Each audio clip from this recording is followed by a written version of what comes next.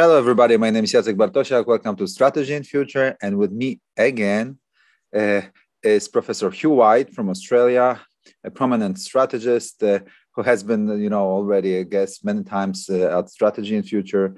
Hello, Hugh. How are you? Very, very well. How are you? Good to be with you. Yeah. Before we start recording, we exchanged the views that a lot of things have changed in between since we last talked, and I don't even know what to start with. Hugh, maybe you start these conversations. Maybe you have some questions, or just tell me what you think right away. I mean, in what's going on. Jacek, where can we start now, except with Ukraine?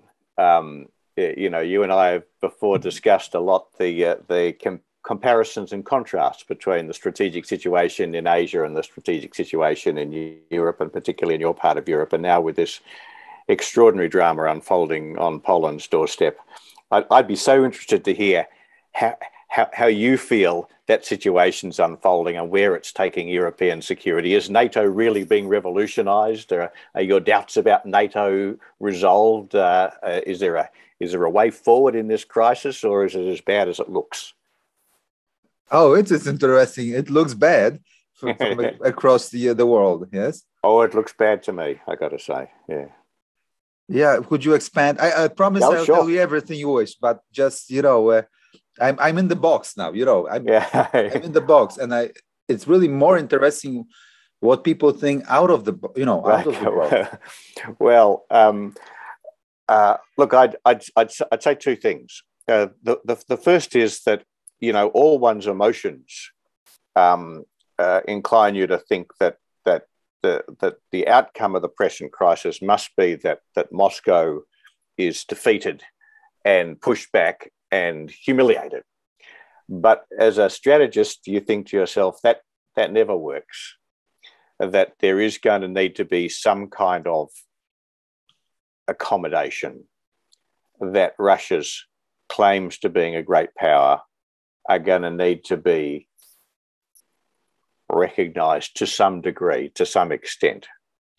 And how that can now happen, in other words, how Europe can build a model of a future relationship with Russia, which is sustainable and therefore, if I can put it this way, acceptable to Russia, at least minimally acceptable to Russia, in a way that doesn't appear to reward Putin's actions and not just the action of the invasion, but the very immoral way in which that invasion has been undertaken.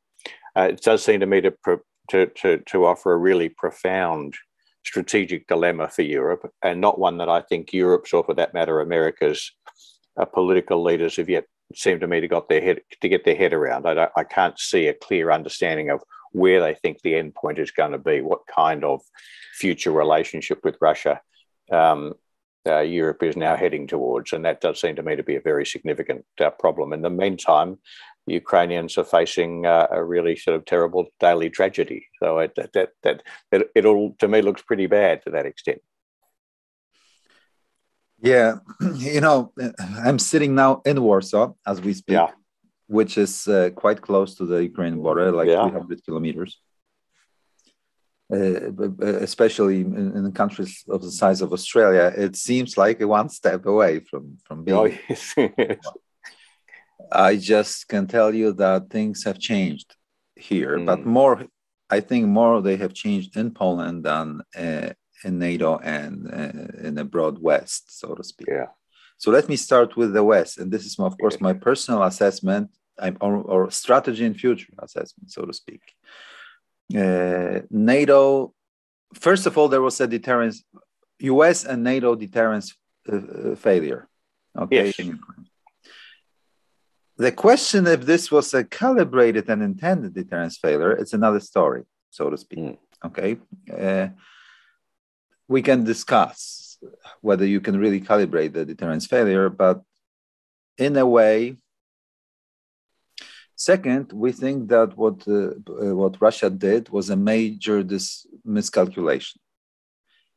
In terms that I was very pessimistic prior to the war. Yeah. like in the months leading to the war, I thought that Russia was achieving everything in terms of grand strategy it wished without resorting to the open war.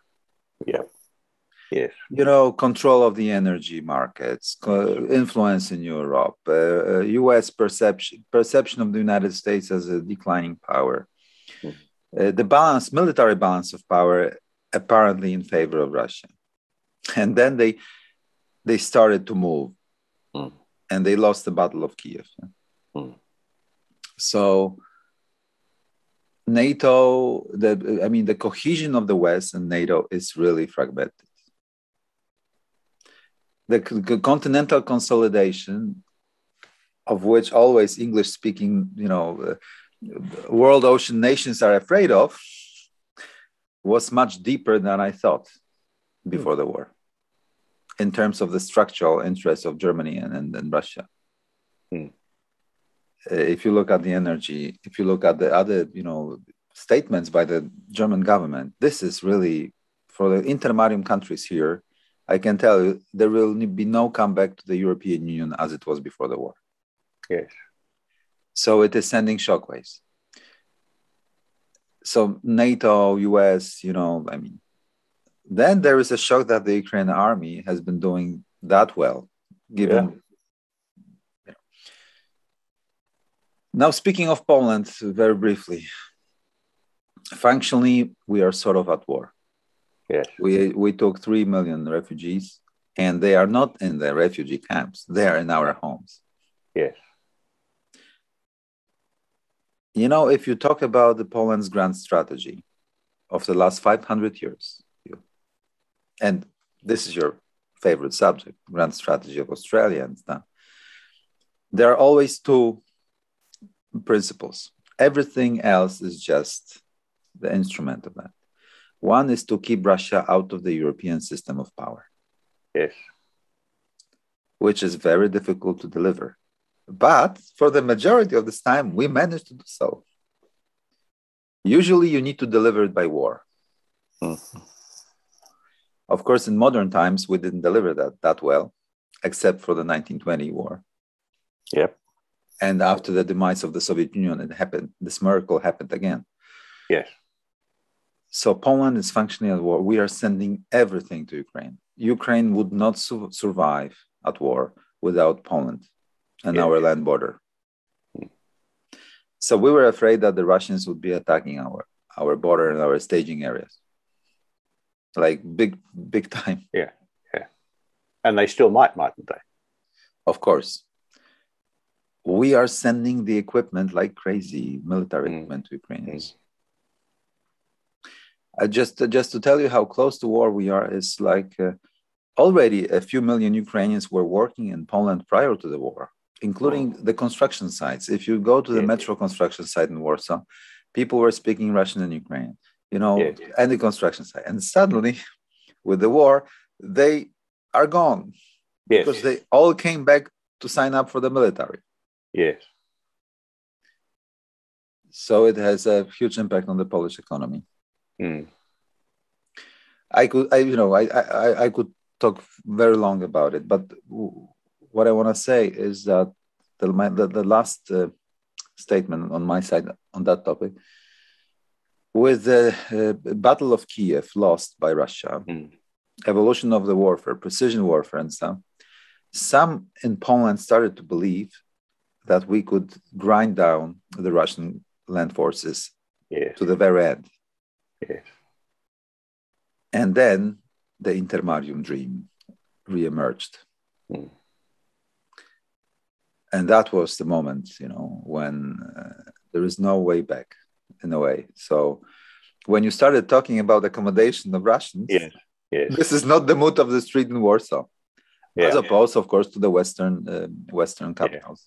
And I understand this, but the intermarium countries are completely right now in a different setting. And this will be very important for the future of the European Union, how the Germans will handle it. Yes, I can absolutely see that. And I guess, there's a lot there. We could obviously talk all night about this, but I mean, I think that the first point is the deterrence failure that you mentioned is really critical. And it does seem to me to be very significant that the United States, notwithstanding that from America's point of view, and I think from the rest of NATO's point of view, one of the key drivers of the opening phases of the crisis was the refusal to make give any undertakings about Ukraine not joining NATO. Nonetheless, right back in November or December last year, as the Russian build-up began, Biden came out and said that they would not fight to defend Ukraine. And that does seem to me to be a very significant statement for him to have made. Not the wrong statement necessarily, but a very significant statement for him to have made, and one that I think has a lot of resonance here in Asia. And the apparent confidence that the threat of non-military responses of the sort that we've actually seen would be sufficient to deter Putin seems to me to have been, and seemed to me to be at the time, a very serious miscalculation. And I think that's also got resonances here in Asia. The point about Russia's failure, of course, I think is absolutely right. Russia's position now looks a lot weaker than it did before February. Its failure, the failure of the Battle of Kiev, remains to me a rather perplexing mystery, both why the Russians fought so badly and why the Ukrainians fought so well, or how they fought so well. But sometimes these mysterious things happen, and it'll be very interesting to see the historians unpack that in the years ahead. But I also think that it's easy at this stage to underestimate. Well, let me put the point the other way. We still you guys in particular, but we all still have to come to some assessment about Russia's long-term strategic weight. And although I think it's had a very bad few months, it still does seem to me that Russia looks and feels like a great power, and needs to be. It's going to be very difficult to have a stable future for Europe as a whole, but certainly Europe from where you sit, which doesn't have some kind of accommodation with Russia. And the shape of, as I was saying before, the shape of that accommodation now, not just under Putin, but under any imaginable Russian government, seems to me to be very hard to discern. And of course, that's partly Russia's problem, but it's also partly everybody else's problem as well. Let me answer in the following manner, just to shed you the light again of the feeling of the political elites here in Poland. Of course, we think that Russia is still a great power, but to our surprise, it's bad performance of the military, and apparently small size of its military. After Serdyukov and Shoigu reforms, apparently they have too small an army to really make any, our leadership, for the first time I remember, realized that Poland can take on Russia on our own if there is war in the East. Because so far it has always had been like NATO, only NATO, we can't do anything about it. Yeah. So our leadership, just as we speak, yesterday, I think, a day after yesterday, delivered a speech that we will spend, if needed, 5% of GDP, but we will feel the one of the most capable militaries in Europe, if not the most, to confront Russia. And there is a major push for the military reform. And now, of course, we will open up another chapter, whether we can do it, whether we are capable, whether we have strategic culture, all other things that are go along with it. And whether there is the proper military strategy, just as in your book about Australia. This is exactly and Strategy and Future's argument with. I've been thinking about that very question, because it does seem to me that, when we initiated our conversation quite a few years ago now about the comparisons and contrasts between Australia's situation and Poland and so on, and the arguments I made in my book about how to defend Australia, one of the things that struck me was that a difference between Poland's situation and Australia's was that Australia is so well placed to exploit the inherent asymmetries between attack and defence in the maritime realm.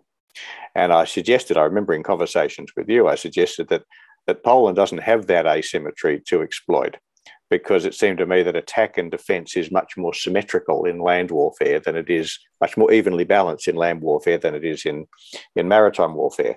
But it may well be that one of the conclusions that we should draw from particularly Russia's failure in the battle for Kiev, but also in the relatively slow progress that it's been making in the Donbass, is that perhaps at last we are seeing a restoration of something of the asymmetry between attack and defence, which was so characteristic of the First World War, and which was broken by blitzkrieg and the principles of armoured warfare and manoeuvre warfare and all arms operations. I mean, there remains some mysteries. Why the Russian Air Force has performed so poorly. I mean, why Russian logistics have performed so poorly and so on. I suspect, I mean, I'd be interested in your views on this. I suspect it's partly because the Russian forces were not actually deployed for the Battle of Kiev. They were deployed before the war began for operations much more like the operations they're now undertaking. I mean, it'd be interesting to view on this. As you know, as sort of in January and February and March, in January rather and early February, as we watched the build-up, and there was much discussion about what was going on, I remember being struck that all of those maps showed the Russian deployments in a loop around that sort of bulge where Ukraine bulges into Russia, so to speak. And they weren't concentrated up there close to the sort of most natural entry point for an attack on Kiev. And I reached the conclusion that Russia wasn't planning to do what they in fact tried to do, but was in fact planning to do what they're now doing now.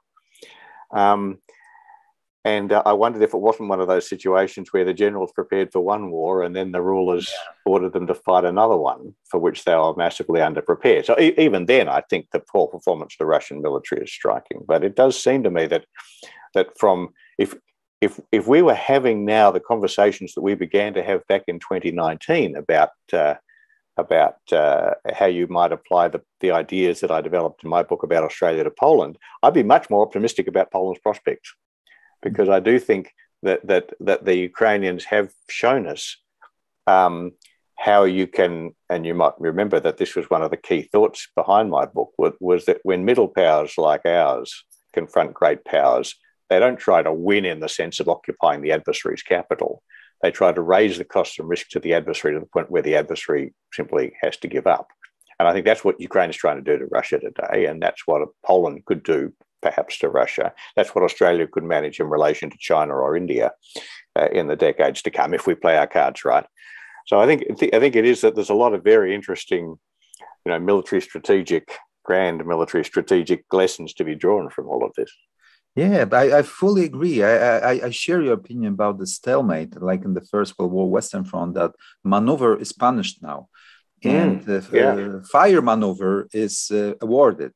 But the fire, overwhelms maneuver because of so many sensors, dual-use sensors. Sensors are everywhere, so mass is quickly identified, and you can kill it. That's right. It's the combination between improvements in sensing and improvements in hitting. You can find it, and if you can find it, you can hit it. Yeah, and it's getting cheaper and cheaper. Exactly. And it's interesting, to go back, people commenting on the Yom Kippur War in 1973 and the battle along the Suez Canal in the first days of the Yom Kippur War, did argue then, including with the success of the Egyptians using some of the Russian stuff at the time against both Israeli aircraft and Israeli tanks, that we'd reached this turning point. And then that sort of faded away, and it somehow didn't materialize it. And I think maybe we're coming back to that again now. Of course, we haven't seen maneuver operations on this scale between, Western comparable forces. What we saw in Iraq, for example, there's no real comparison. Yeah. But between comparable forces. For a long time. So it's we're getting a lot of fresh data we haven't had before, and it may well be that what we're discovering, exactly as you say, is in the age of mass surveillance and precision strike, cheap precision munitions, maneuver exactly as you say is punished. And and I think one of the interesting things is how the Russians have been forced back to a very traditional Russian artillery-centric form of warfare. Yes, that just like Stostrupen during the First World War. Exactly, that's exactly right. And you know, for those of us whose First World War is focused on the Western Front, it all looks very familiar. Yes, you can't move them, so you just line the artillery up, hub to hub, and blast away. True, exactly. So you can punish the maneuver with UAVs, artillery, mining, and stuff. Yeah. Plus, you know, you mentioned asymmetries. This is critically important because war is all about manipulating asymmetries. You know, in weather, in technology, in numbers, in food, in scale. In the different morale, different things. So flows, manipulating flows of things. Yes. And at the modern battlefield where things happen swiftly, asymmetries are rapid and can be rapidly exploited if you control ODA loop, decision-making process, right? And orientation, decision-making. And apparently if you have a military, which might be even smaller, but it's highly motivated, it's modern, understanding, it has access to data, it can really be winning. And I think that was the lesson from the Kiev operation. And then also at tactical level, the light infantry, which is much harder to find, and still it can use the precision munition at numbers. It's very difficult to eliminate. And so it's partly because the transparency of the battlefield, the surveillance situation applies much more to something that looks, something like a tank than something like a soldier or even a platoon. Humans are still relatively hard to find. And with the hitting power that they acquire through, hand carried precision guided munitions, they really can make a very big asymmetric difference. I do think it's, at least as I say, I think we have to be careful to be a little bit agnostic about drawing lessons, but until we get more information, because the fog of war is for real. But I do think there's a chance at least that we're seeing something which is very revolutionary. And I think for Poland and for other, very, very bad news for the great powers and very good news for the middle powers. It makes one more optimistic about the balance. So that's in grim circumstances, that's a bit of good news. So once we have talked about the European situation, tell me what impact it has on the strategic landscape in Asia, if any. What is going on? Because I've been focused on Europe now for so long that I completely lost track of Chinese developments. I'm not surprised. Well, to a certain extent, what one might say is nothing much is happening, because we too are focused on what's happening in Europe. But I think that there are a couple of points to make. The first is that on the assessment of the first point to make is that Russia's conduct, and particularly in the context of the meeting between Xi and Putin just before the invasion took place at the Winter Olympics, or in the opening of the Winter Olympics, has strongly reinforced what was anyway an emerging view that Russia and China are, so to speak, part of the same problem, and that they together constitute a challenge to the global order. I think there is something in that, but I think it's easy to exaggerate.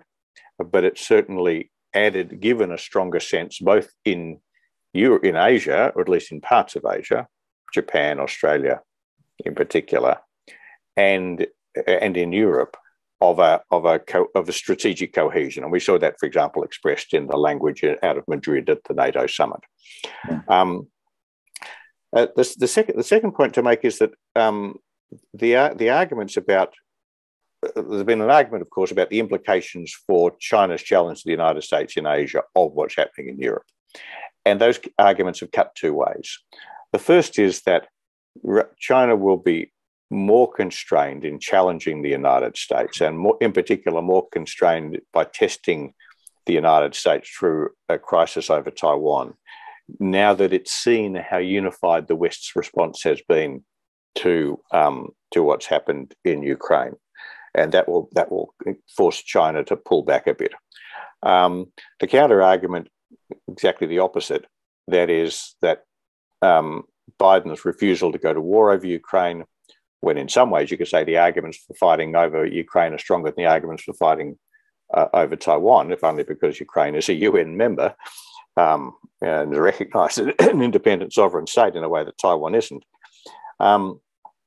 That argument goes the other way, and that Xi, seeing the United States so much more engaged in Europe than it was, seeing America's unwillingness to use to go to war over Ukraine, seeing moreover the fact that although Europe has been very unified in its response, other key players like India haven't been, and many other countries in the third world haven't been, will have, if not encouraged, then certainly not have discouraged China from continuing to push as hard as they can. I'd say overall that as keeps on happening, and again we've seen it again this week with Biden being in the Middle East, America's continuing attempt to persuade Asians that it really is focusing now primarily on Asia keeps on running up against the fact that it has all sorts of commitments in other parts of the world which demand a great deal of it. And I do think one of the implications is that however that future settlement with Russia plays out, it does seem to me that America is going to need to, if America is going to play any significant strategic role in Europe in the years ahead, it's going to have to play a much bigger role than it expected and intended to, because containing Russia is going to be that much more demanding. And that is going to make it harder for America to play the bigger role that it needs to play in Asia if it's going to succeed in pushing back effectively against China. One of the faults I see in US policy towards China is they keep on thinking that all they need to do is keep on doing what they've done in the past in order to contain China's challenge. Whereas my argument is that because China's power is growing so steadily, America is going to have to do a lot more than it's did in the past, and it's going to be very hard for America to do more in Asia at the same time as it's having to do, I think, a lot more in Europe. Yeah. You rightly stated that the Americans will have to be more present in Europe strategically, and at the same time grow its presence in Asia just to counterbalance China. But so far I was thinking that the Americans wanted to have it on the cheap,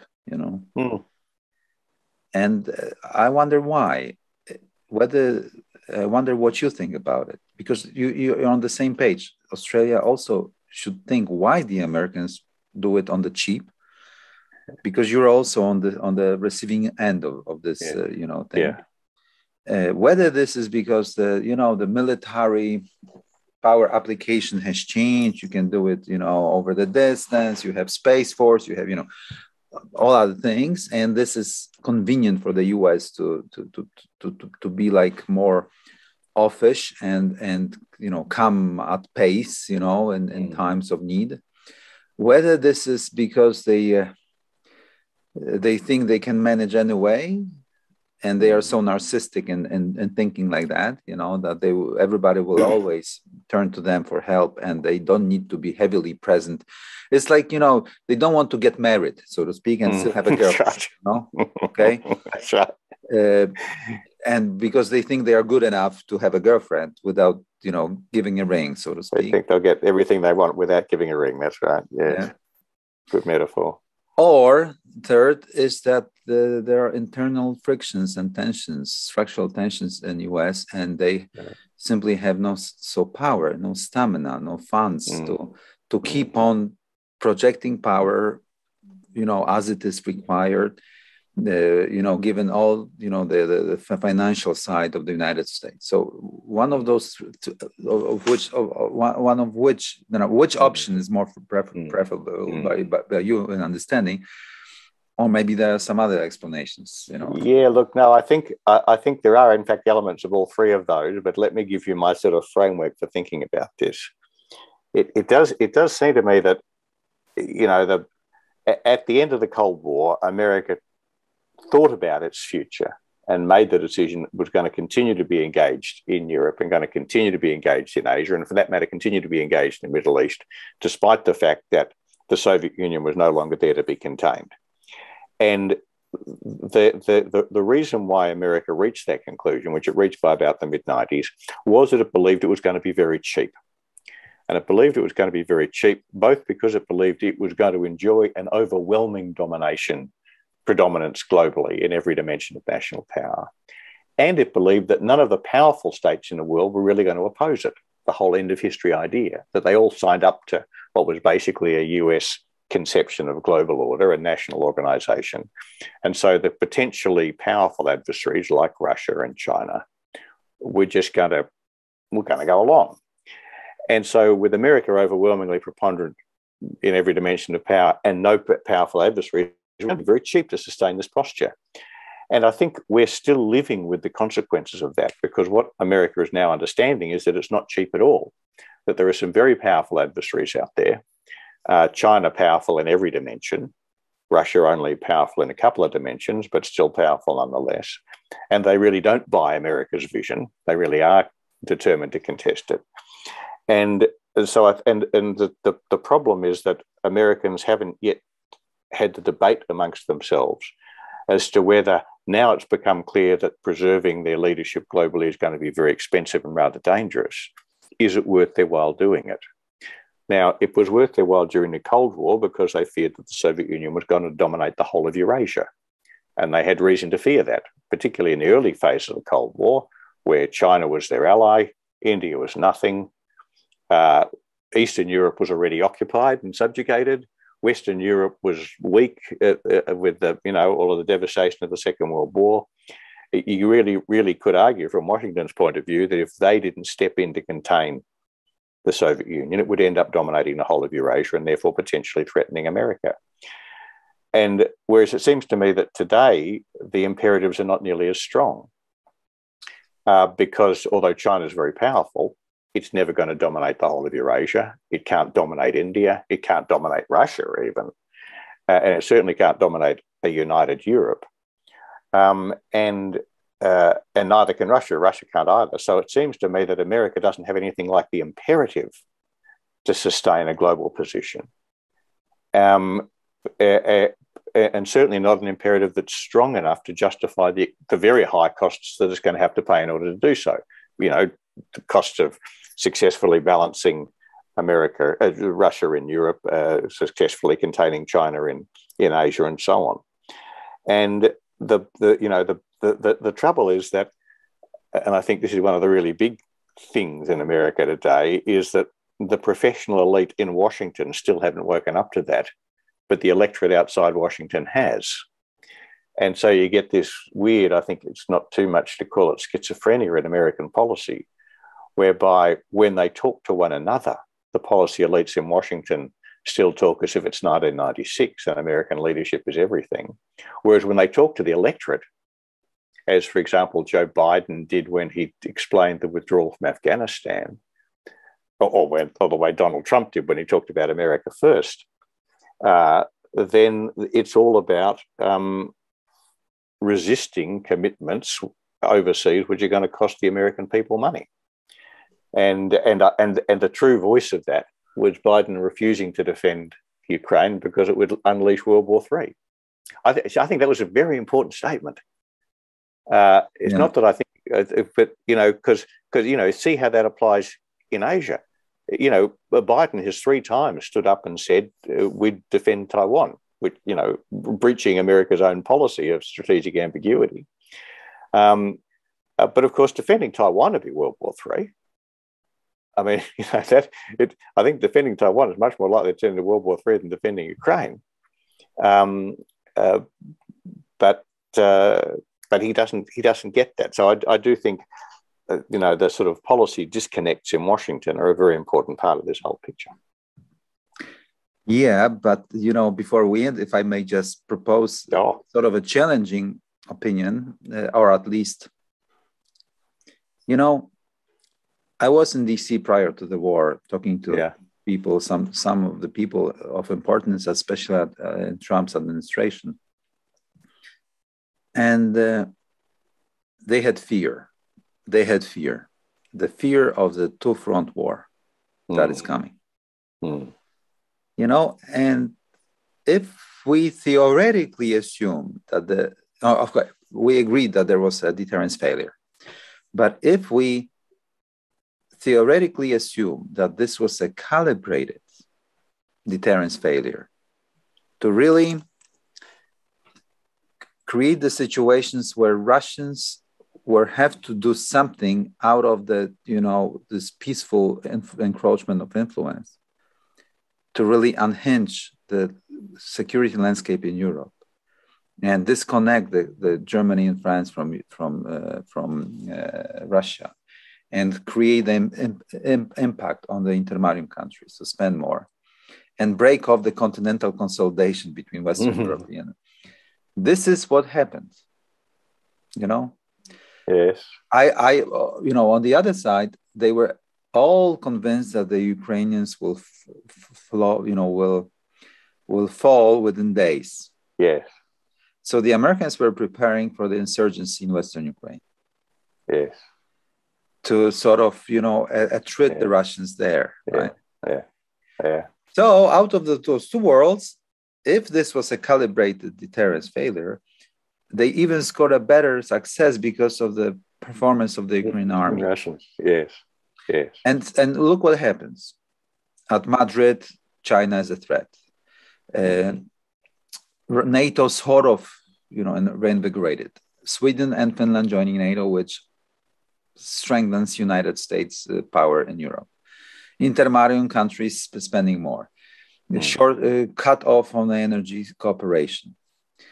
I mean, pressure on German government not to cooperate with China and with Russia anymore, right? So, you know, I'm just, you know. Yeah.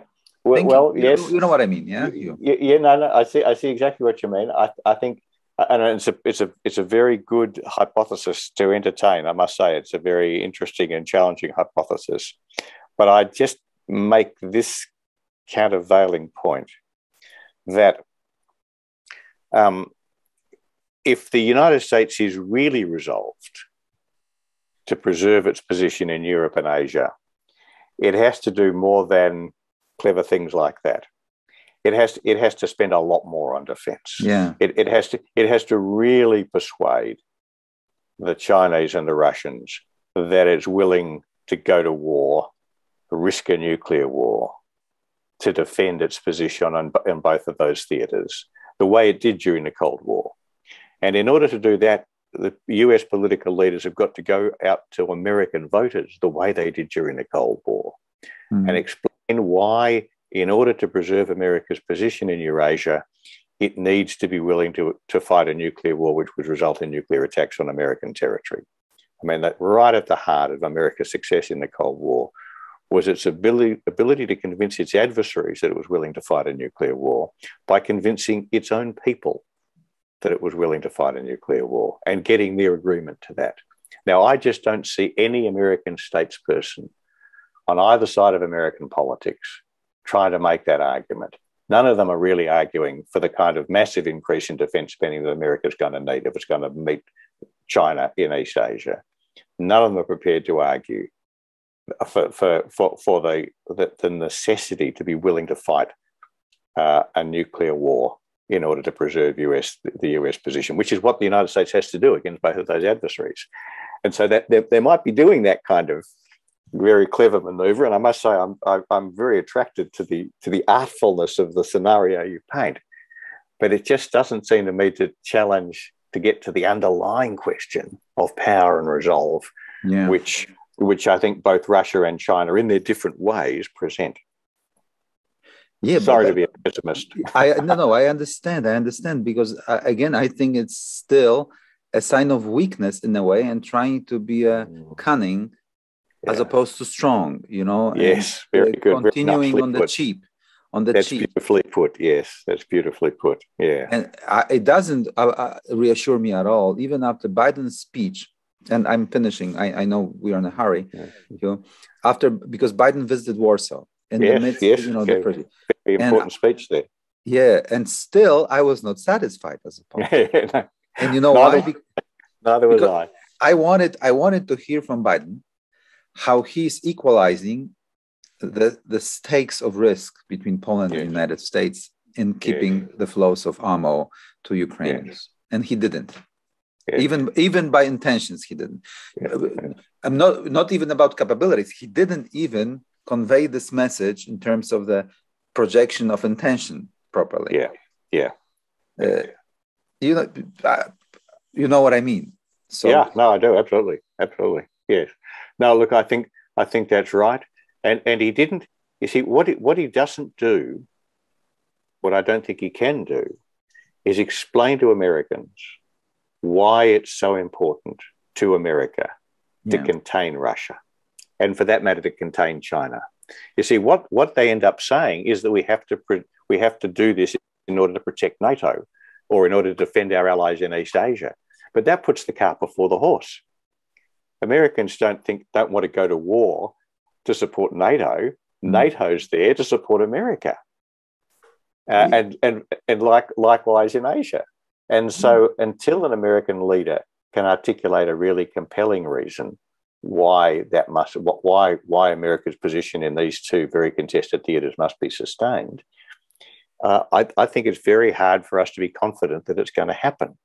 You know, I do in the end take democracy seriously. It's pretty hard to get these countries like America, or for that matter, Australia, really engaged, unless you can convince people that it's really in their imperative to do so. And that's what Biden, and I think it's not just a failure of Biden himself, although I think he is a very weak president, but that's what American political leaders find so much difficulty in doing. Yeah. Thank you, Hugh. Always, that's been outstanding to talk to you. Yeah, it's great to talk to you. I've really found this fantastically interesting. I have been thinking about you and your colleagues a lot over the last few months since February, because I can easily imagine what an extraordinary situation you're all in. But anyway, we'll keep watching and keep talking. Let's do this again before too long. Sure. Thank you, and enjoy the rest of the day. Thank you. Same to you. Enjoy your day. Yes. Take care. Bye. Bye-bye.